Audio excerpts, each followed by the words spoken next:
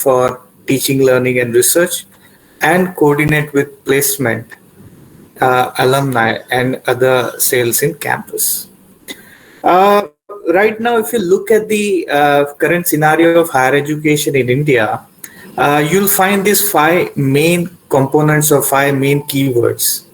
The first is disruptive innovation. Now, within a year or so, there's a great change in the pedagogy, teaching, learning style, examination style, admission style. So right now, there's a disruptive innovation going on in the entire higher education system. Yes, of course, we are putting less emphasis on output now and putting more emphasis on outcome. There is a difference between output and outcome. Output is all about percentage, marks, it's all about getting good grades in BCom degree or in any degree, conventional degree pattern. While outcome is based on the expertise, outcome is based on skills, outcome is based on application of knowledge. So yes, that is what the outcome-based education. Third, transdisciplinary research. I've seen that many universities and colleges still they are somewhere in disciplinary research.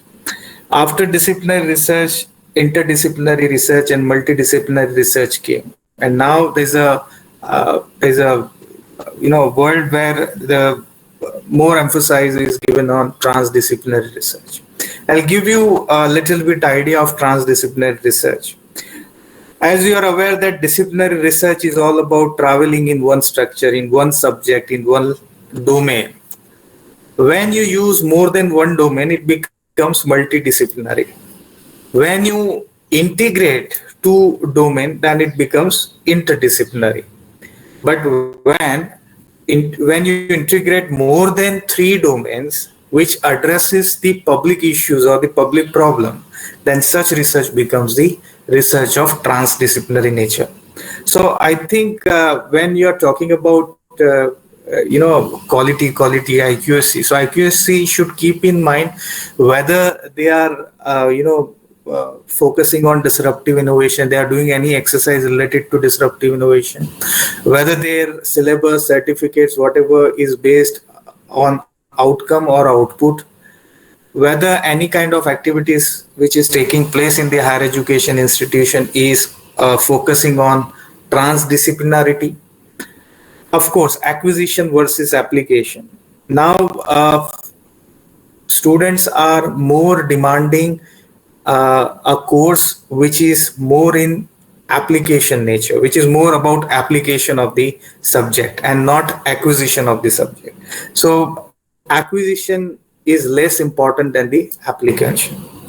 Producer versus consumer, knowledge producer versus knowledge consumer. If we look at in India, we are more on the consumer side and less on the producer side.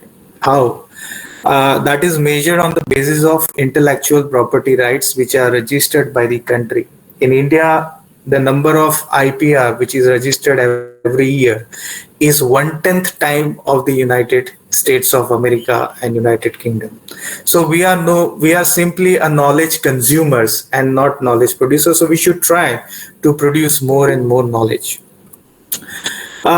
Yes, that was the keywords, and these are the challenges which we are going to face soon, or rather we are facing right now. That is the first, forwarding false information. We are suffering from this particular disease where we keep on sending the information without verifying or checking the authenticity of the information. So this is a great disease, and very soon this will going to affect. So what, as an education institution, what necessary steps we are taking to remove this kind of issues? Because the ultimate goal or the objective of higher education institute is to impart knowledge, is to promote research, and third is to profess this truth. And I think we are somewhere failed in the third category, that is professing the truth. We are simply supplying information without checking, and I think that is the main reason why today we are facing a lot of problems. We have a system which makes our students dogmatic. They keep dogmatic slumber mat is a word uh, the great philosopher. Mm, I don't remember right now, but that was the word coined by him.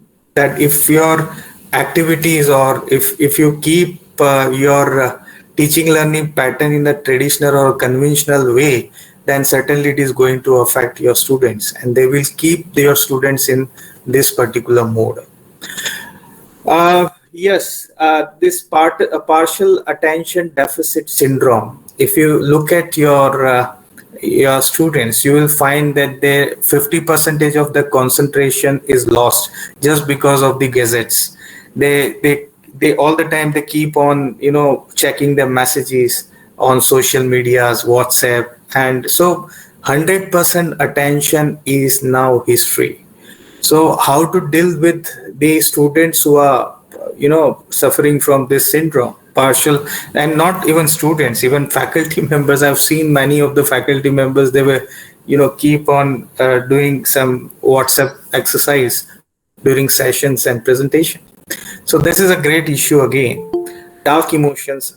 There are 8 types of dark emotions: stress, anger, greed, anxiety. These are all different 8 types of dark emotions. Very soon we are going to face many students will be suffering from this category. So we'll have to check whether they are how to help them to overcome these issues. Certainly, we are also not dealing with this type of skills, which is actually the need of our, that is critical skills, creative skills, and self-reflexive skills. And last, we should focus more on learning and less on teaching, because now a world will come where learning discipline will be the hardcore of higher education institution. So discipline of learning, how to learn, learning to learn, this will be the main domain of the higher education institution. Coming to the NAC part, I think there are few points which you should remember, but I'll not discuss this right now. But always remember that whatever pics you are putting on your website must have geotag, right? So if you are even today, if you are taking any photographs, it must be taken with the help of geo application, geotagging application. This is what the latest structure of the NAC. If you look at the right, I guess the college is affiliated college, and they are UG or PG college. So now the number of questions are reduced from 120 to 93 and 96. So now if you are applying in NAC, you'll have to attempt 93 questions if you are from UG background, and 96 questions if you are from PG background. Quality, one gentleman was talking about some philosophical aspect of quality, and that's true. If you look at right now, almost all quality definitions, people are talking about quality, but it's very difficult to define this concept.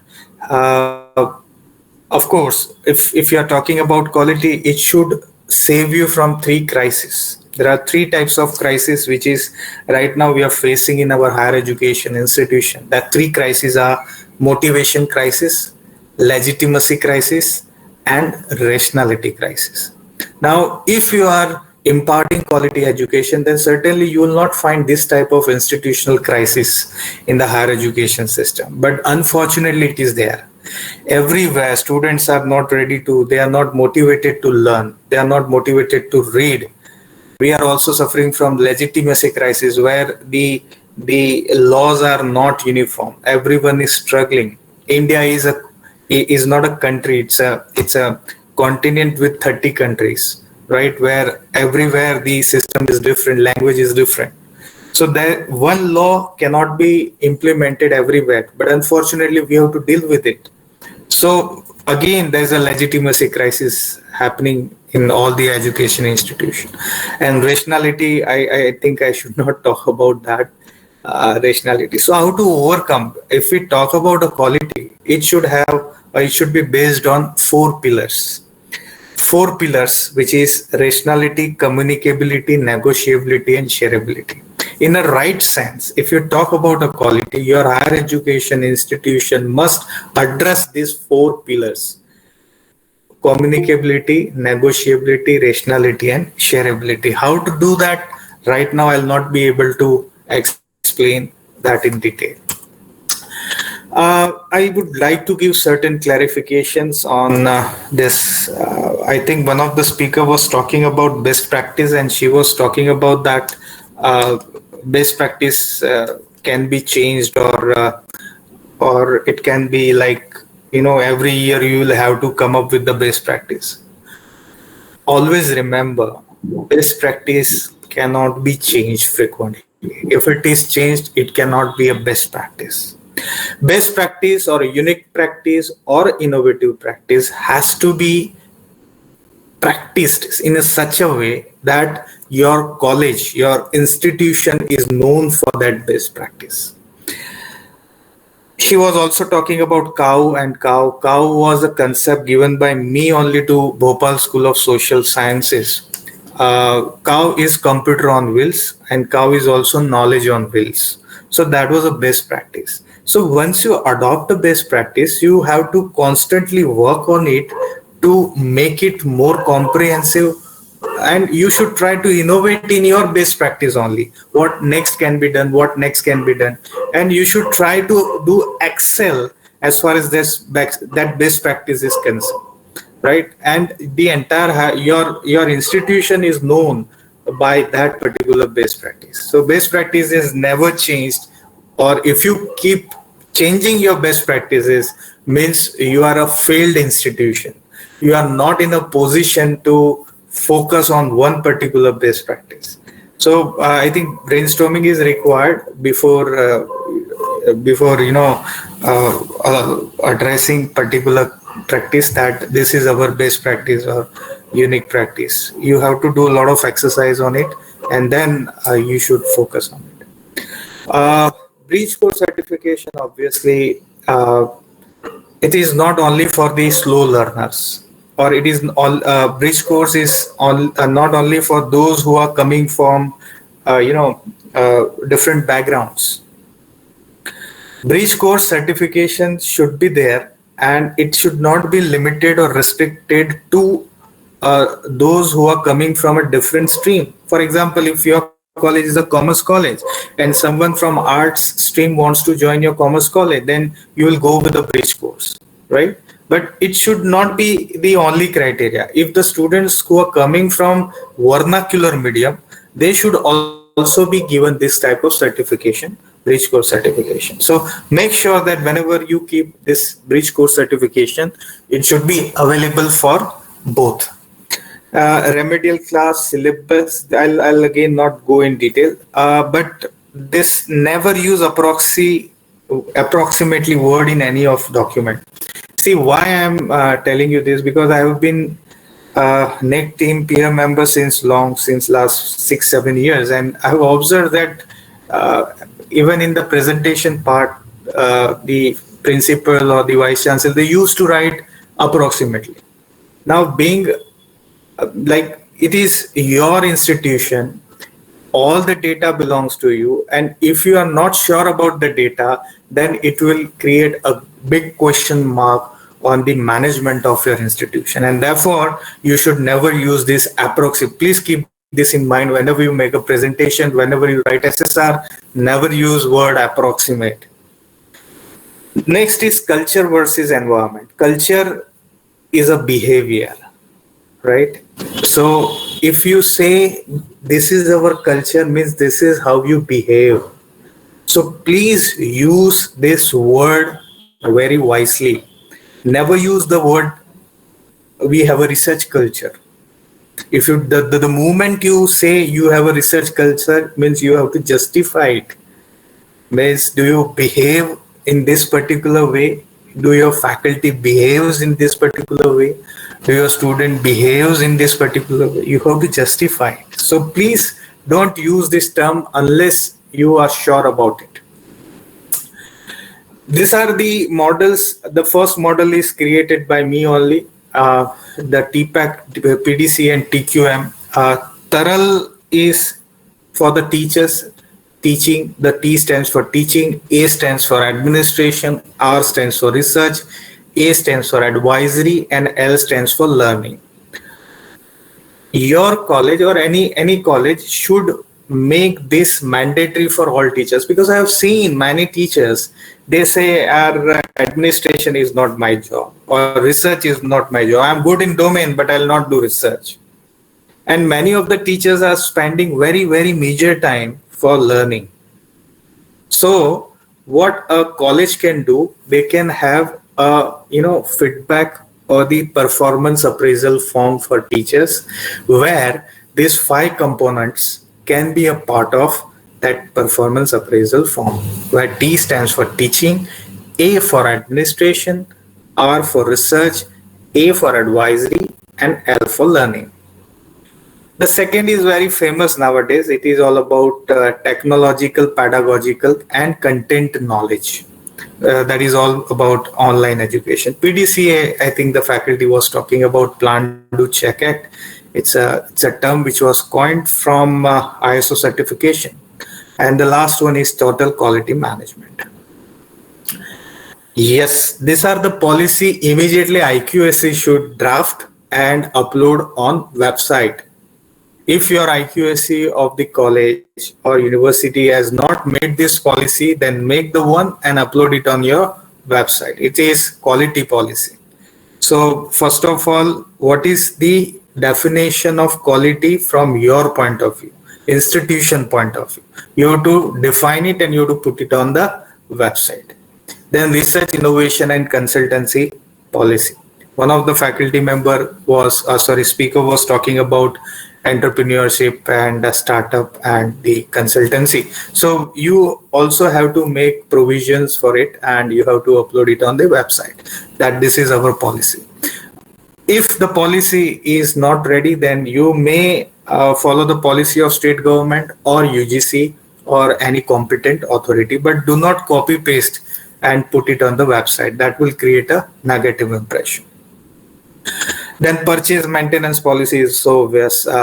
Even in case of self-finance institution, that will be there. Online education policy, green policy. Green policy, if you write in green policy that we do not use plastic. Plastic is banned in our campus. That you write in the green policy, right? And if suppose I am the peer team member in your institution and I read the policy and then you are serving me water in the plastic bottle, then it will create a mess for you. So kindly, whatever you write in the policy, please practice it so that you may get good marks for it. The last is gender champion policy. This you can take from the UGC website also, where they have already talked about this gender champion. Yes, strategic plan can never be of 1 year. Please remember this. Because I have seen that someone was talking about strategic plan for year plan. Never. The minimum strategic plan starts from 5 years, maximum up to 20 years. 20 years is very, very difficult. So it is better to have 5 or 10 years of strategic plan. But remember, when you make a strategic plan, 2 components are very important. What are your themes for the strategic plan? And second, what commitments you are giving year by year? For example, the major themes of strategic plan is about research or is about technology or online education. Then what you are committing and how you are going to fulfill it. And once you make the strategy plan, do not forget to evaluate it at the end of year. So kindly evaluate and make action taken report on it and put it on the website. That these were the themes, commitments, and this is how we have achieved it. That is very important. Standard operating procedure, she was talking about feedback manuals. Always remember, when you have a feedback form for students, remember that feedback form should contain feedback form should contain the SLOs, students learning outcome, that is PO, PSO and CO. So feedback form without PO, PSO, CO is of no use. So please make sure that whatever feedback form you're giving to students, giving to alumni, should have a feedback on program outcome, program specific outcome, and course outcome. Then best practice manual has its own way of writing. So I'll show you in the last, even on the NAC website also it is mentioned that this is a way how best practice manual should be. Yes. Then these are all the list of items should be a part of the web page. You should have a dedicated web page for IQAC. Now coming to maintenance of document, how to maintain documents, because that is again a big question for the higher education institution. Some of the institution they create on the last year of NAC, means the 5th year of NAC, and they present it to the NAC peer team member. Remember, if you make all, or if you keep all the documents systematically, then there will not be any kind of issues. First of all, defined or give the name of activity. So see here I have given the name of one activity is relationship with students and parents, or relations with students and parents. That is one of the activity I am doing, right? So then you have to write down the objectives. What are the objectives of this particular activity? So improve the level of understanding amongst the parents, student, teachers and institute. Make student-teachers interaction more effective. Provide students and parents a platform to share opinion about staff and institution. So these are all the objectives of one particular activity, right? So you have to list down the number of activities which you are doing in your college. Then you have to start with the objective of that activity, number one. Number two, what is a mapping? So this is for the relations with students. So this is how a mapping we follow. First, orientation program. So how we keep the relations. So like first activity we are doing is orient to orient students. So we have an orientation program. Then we select class representative. Then we communicate to parents. Then we prepare schedule and guidelines. So this is just the example I'm giving. And the last one is counseling and feedback form of students. So you can even add or remove, mapping from this. Then these are the steps. So these are the steps we are going to follow, so as far as the activity is concerned. So the third part is, first is objectives, second is mapping, third one is steps, and fourth is the record keeping. So this is how you maintain the record.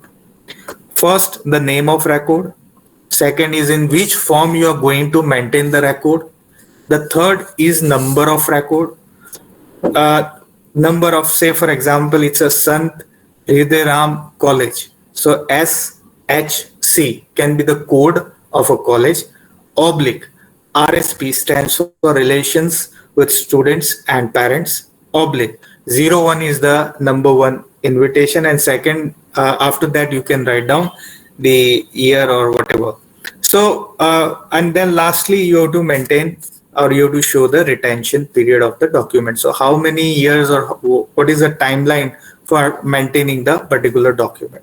So this is how you should maintain the records for each and every activity.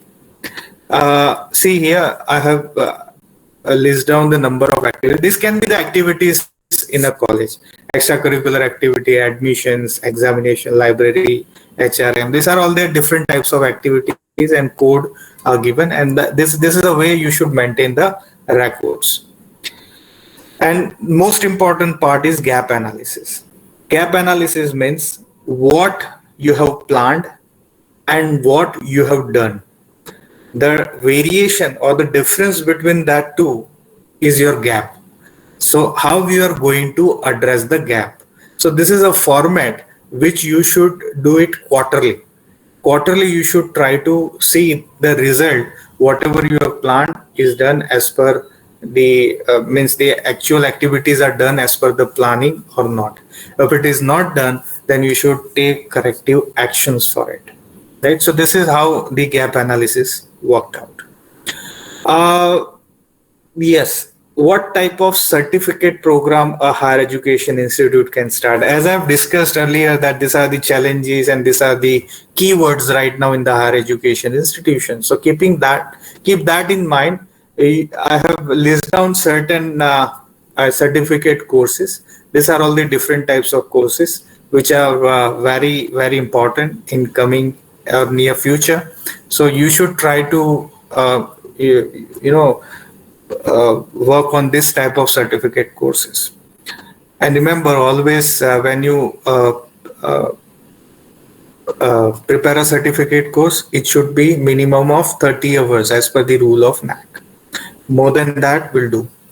And when you make a certificate course, your program or certificate course structure should be in this form. So this is how the form of certificate course or any program if you launch should be. So these are all different activities for IQAC which can be followed. Yes, taxonomy. This is like the last part of my presentation.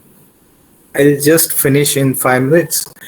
That when you talk about a taxonomy is nothing but it's a scientific classification. It's a scientific classification. Now, classification of what? So there are 4 types of classification, or the 5 types of classifications are available as far as learning is concerned. So if you want to test the learning of your students, you can follow any of this taxonomy, but it should be, at least one should be followed by you. I'll not say that you follow only Bloom's. Bloom is outdated. Bloom was revised also, but it is outdated. There are other taxonomies also which are very relevant today. So you just have to read in detail about these different taxonomies. Bloom's taxonomy, you know very well, the 6 types from creating to remembering. So it starts with remembering, then understanding, then applying, analyzing, evaluating, and creating. So I was talking about outcome-based education. So all this taxonomy talks about the outcome and not output. Similarly, solo taxonomy. Solo taxonomy is structured of observed learning outcome. It deals with 5 different levels, from free structural, unistructural, multi-structural, relational, and extended abstract. So these are the 5 stages of solo taxonomy. You can adopt as per your way of offering course or the nature of course. Then 6 facets of understanding, which is based on the understanding of the learner. Can explain, can interpret, can apply, have perspective, can emphasize, and have a self-knowledge. And last is Finks. Finks is based on change, terms of change. Means if there is no change reported in learner's perspective, then there is no change in the learning. So learning is useless. So Finks has focused on the learning part or the changing part of the learners, which starts from the foundational knowledge, application of knowledge, integration of knowledge, human dimension, caring, and learning to learn. If you ask me, out of these 4 taxonomy, which one is more effective, I would say Fink's taxonomy is the most relevant as far as today's scenario of higher education is concerned. So rather going for Bloom's taxonomy, you should try to focus on Fink's taxonomy, which is very relevant today. Yes, this is the format of writing best practices. If you follow, if you have decided, if you are done with the best practice, then please write down your entire best practice in this format. This is also available on NAC website, and even when you write your SSR, you will have to write in this way only. So it is better to write down your best practice in this particular format and upload it on your website. And always remember, once you decide with your best practices, always remember keep updating the results or the activities which you are doing for this best practice. So every year you should try to prepare one annual report on your best practice, that you have achieved this much, you have achieved this much. And then after 5 years, or certainly this will be this will work as a perception also for ranking, for national institutional of ranking framework. So yes, I'll have to rush up because I have the session at, actually it was at 5, but I have already given time for half an hour more. So I extremely apologize if I could not complete it all the slides as mentioned. This is my contact details. If you need any kind of guidance, you can contact me.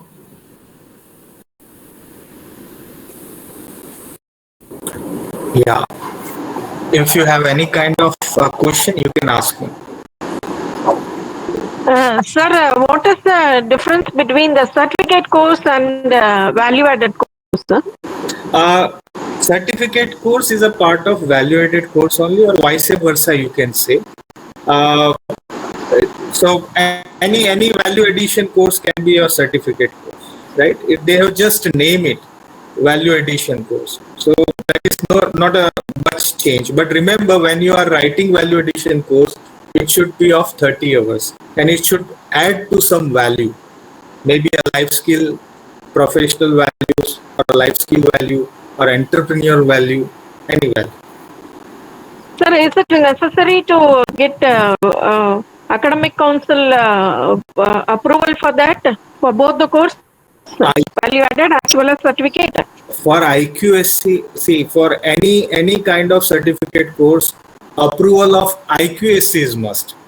And when we talk about IQAC, IQAC should have a proper structure as mentioned in the UGC or NAC, that minimum you should have the HODs, then 2 alumni, 2 external experts, 1 from industry, 1 from other industry, local government official can also be a part of it. So this is how it should be. So approval of IQAC is must. Thank you, sir. Thank you. Yeah. Any question you can ask. I have still 5 minutes.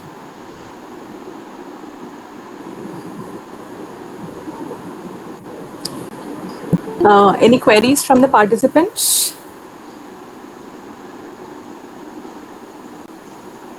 Okay. Thank you so very much, sir, for sharing your deep knowledge about the theme of today's National Virtual Conference with us. Even, sir, apologies from our side as we could not make it on time. Your words were full of valuable knowledge. See, it's my nature is very slow. I'm a slow driver. Yes. So I have to work against my knowledge. I have to, I have to complete it fast, very fast. So yes, that is against my nature. So anyways, but sir, it was short, but it was really very simple to understand, and actually we could get the basics of this NAC and IQAC. So again, your words were full of valuable knowledge, and we are charmed by your sharp fluency. As we come to the close of our valedictory session, I invite Dr. Sunila Chaubey once again to propose the vote of thanks to our esteemed keynote speaker, Dr. Gurudutta PJP, sir, and all our guests. Sunila ma'am. And in the meanwhile, we'll be sharing the feedback link.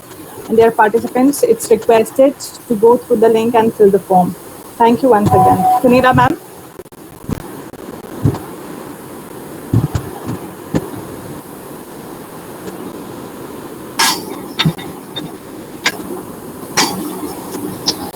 Sunila ma'am. I'm so sorry for the delay. Am I audible? Ma'am, there's a little bit of glitch from your side. Ma'am, I think you have joined from 2 devices. That's fine. Yes. Okay, now it's fine. Actually, yes, it's some internet. Yeah, it's fine now. Thanks to the online team for the successful conduction of this huge venture. And at the outset, on behalf of the entire team of Sant Hidaram Girls College, especially IQAC members, I wish to place on record my sincere gratitude to Honorable Dr. Mrs. Pramila Mani, the keynote speaker of our inaugural session, all the resource persons, Dr. Anjali Chaudhary ma'am, Dr. Gayatri Jai Mishra ma'am, Dr. Sangeeta Johari, Dr. Amit Datta, and Dr. Gurudutta, Dr. Gurudutta P. Japee. We are very thankful to you, sir. We are extremely thankful to all the honorable speakers and keynote speakers for their august presence as well as for sharing us their findings and opinion. We understand the need of continuous improvement in innovations in knowledge disbursement, and no doubt all the eminent dignitaries have given their tremendous inputs and enriching suggestions in this regard. Our special thanks and heartfelt regards to Ravi Sidhauji, our guide and motivator, and all the members of Shahid Hindu Kalani Education Society for their wonderful cooperation. Profound thanks and gratitude to Honorable Shri Hiru Gyanchandani ji, Vice President Shahid Hindu Kalani Education Society, for all his cooperation rendered to us round the clock. An event like this cannot happen overnight. The wheel starts rolling weeks ago. It requires planning and a bird's eye view for all its details. And we have been fortunate enough to be backed by a very motivated and dedicated leader, respected Dr. Dalima Parvani ma'am, Principal Sant Hidaram Girls College. It's a matter of immense pride for me to convey my gratitude to you, ma'am, for planning and executing this virtual national conference. We are highly indebted to our most valued invited paper presenters. I would like to take this opportunity to place on record my heartiest thanks to the entire organizing team of Sant Hidaram Girls College for their perfect organization and for their all untiring efforts in making this national conference a successful venture. I would like to acknowledge the dedication of all the staff members, without whose help and support this conference would not have been possible. I thank all the technical committee members for their uninterrupted technical support. I thank each and every member for their involvement and willingness to take on completion of these tasks beyond their comfort zones. My heartfelt thanks and gratitude to all the supporting staff members for their wholehearted support rendered to us. We are highly grateful to all the participants who participated from every nook and corner of the country. Last but not the least, I would like to express my deep gratitude to everyone for all that you have done in organizing this conference. I would like to end my vote of thanks with a grand applause for all the participants and everyone. Thank you so much for being a part of this conference. Stay safe and stay blessed. Thank you so much.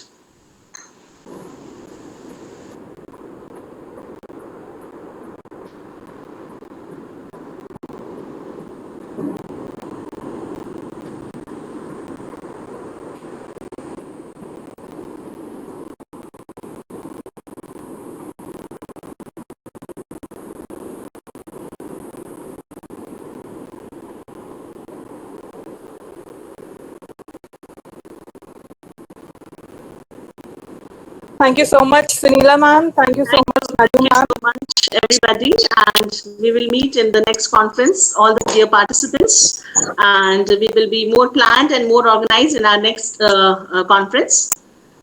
Wishing to have a conference very soon.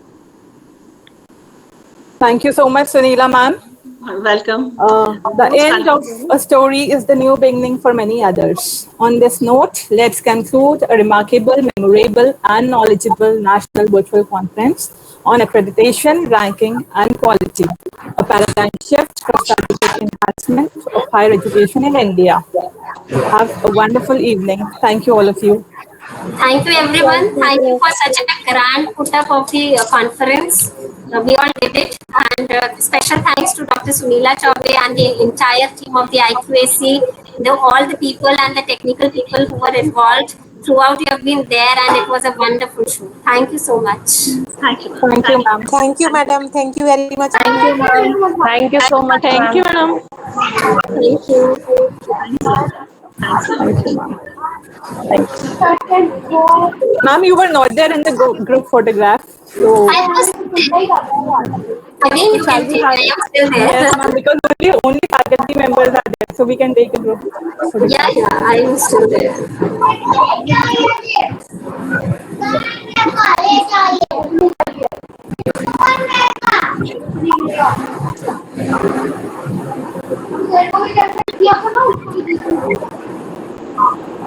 Done,